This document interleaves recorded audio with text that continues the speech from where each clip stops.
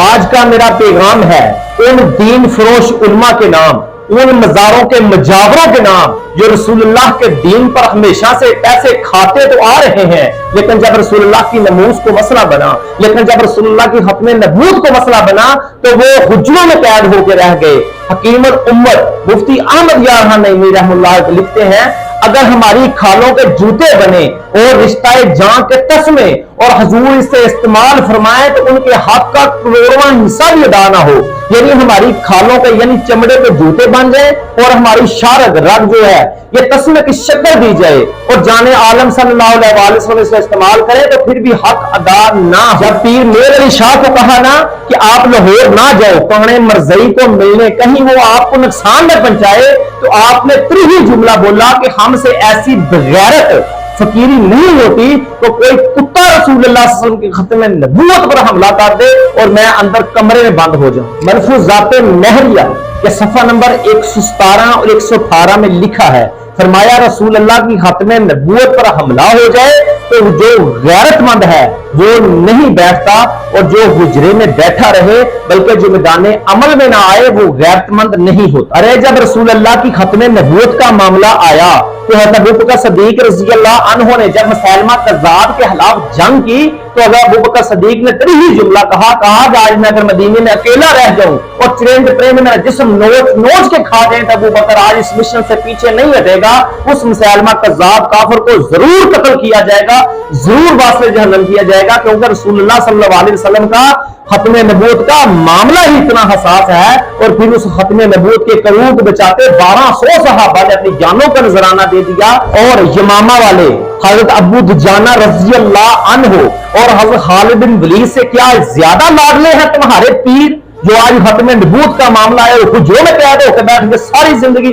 رسول اللہ کے نام کا کھاتا رہا؟ کیا وہ صحابہ جو یمامہ میں جو رسول اللہ صلی اللہ علیہ وسلم کی ختم نبوت کو بچاتے شہید ہو گئے، کیا آپ کے جو پیر ہیں، آپ کے جو عالم ہیں، آپ کے جو مبلغ ہیں ان سے زیادہ لاڈلے ہیں؟ کیا جو قرآن کریم کے 70 قاری تھے جو رسول اللہ صلی اللہ علیہ وسلم کی ختم نبوت کو بچاتے یمامہ میں شہید ہو گئے، کیا آپ کے جو پیر ہے، کیا آپ کے جو فقیر مبلغ عالم ہے، کیا ان سے زیادہ لاڈلے ہیں؟ یا وہ 1200 صحابہ جو جنگ یمامہ میں شہید ہو گئے، کیا آپ کے پیر اور آپ کے مجاور جو بنے بیٹھے ہیں رسول اللہ کے نام کا ہمیشہ سے کھا رہے ہیں، کیا ان 1200 صحابہ سے زیادہ یہ لاڈلے ہیں جو ختم نبوت پر نہ باہر آ رہے؟ باہر آنا تو دور کی بات، یہ ایک حق والی آواز بلند اپنا بیان ریکارڈ نہیں کرا سکتے۔ ڈھونگی پیر، مزاوروں کے مجاور اور دین فروش مبلغ جب ختم نبوت پر ڈاکہ ڈالا گیا تو یہ گھونگے شیطان بن کر حجروں میں عیاشیاں کر رہے تھے، ساری زندگی رسول اللہ کے نام کا کھاتے رہے، اور آج ان کو کام سن گیا جو رسول اللہ کی ختم نبوت پر نموز رسالت پر آج یہ باہر نہیں نکل سکتے۔ اور اعلیٰ حضرت نے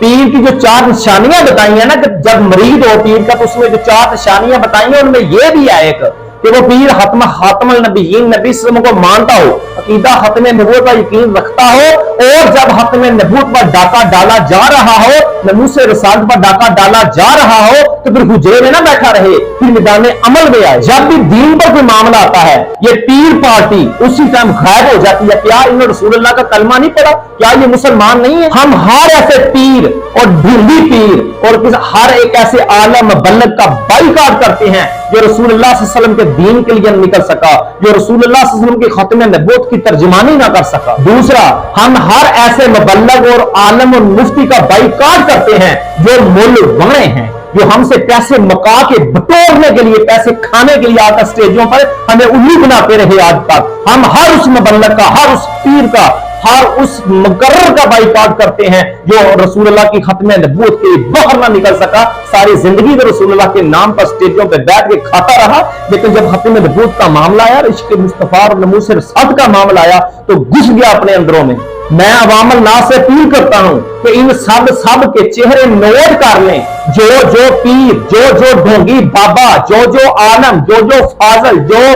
دین مقرر مبلغ مفتی جو بھی رسول اللہ کے دین کے لیے آج نہیں نکلا، جس نے بھی رسول اللہ کے ختم نبوت کے لیے حق کی آواز بلند نہیں کی، رسول اللہ کے عقیدہ ختم نبوت کی ترجمانی نہیں کی، وہ ناموس رسالت کی نہیں بول سکا، اس کو ردی کی ٹوکری میں پھینک دینا، نیکسٹ اس کو اپنے علاقے میں اس کو مت بلانا، اس کو اپنے سٹیج منبر پہ مت بٹھانا، اس سے دین مت لینا، یقین کریں وہ دین فروش ہے، وہ ڈھونگی ہے۔ یہ سب लवाने, ये सब दीन फरोश, ये सब मजावर, ये सब पीर, ये गूंगे शैतान है जो रसूलुल्लाह सल्लल्लाहु अलैहि वसल्लम के नाम का खाते तो रहे लेकिन रसूलुल्लाह की इज्जत के लिए अपनी हक वाली आवाज बुलंद ना कर सके। और गूंगा शैतान बुरा होता है और लोग भी होश का ना ले। ये जो झूठे मकार पीर और ये दरवेश बने फिर रहे हैं, इनके पीछे लग के खुद को दोज़ख की आग का ईंधन मत बनाएं। ये कोई पीर शीर नहीं कि रसूलुल्लाह की खत्मे नबूवत पर डाका डाला जा रहा है और ये हुजरों बैठ के अमन का दर्स दे रहे हैं। पीर वही काबिल कबूल होगा, आलिम दीन मुफ्ती मुबल्लिग वही काबिल कबूल होगा जो रसूलुल्लाह सल्लल्लाहु अलैहि वसल्लम के दीन की सही तर्जुमानी करता है, जो रसूलुल्लाह सल्लल्लाहु अलैहि वसल्लम की खत्मे नबूवत पर बात करना जानता है, जो रसूलुल्लाह सल्लल्लाहु अलैहि वसल्लम की नमूस के दफा के लिए बोलता है, जो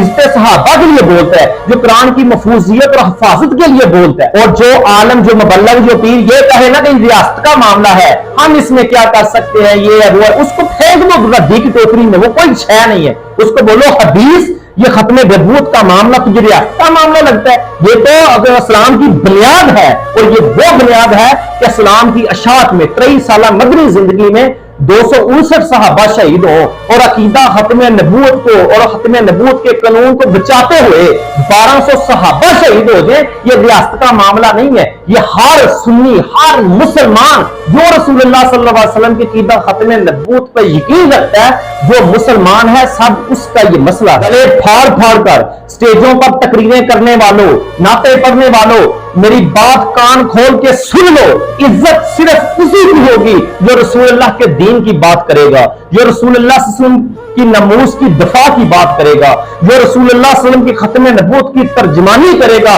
इज्जत सिर्फ उसी की होगी।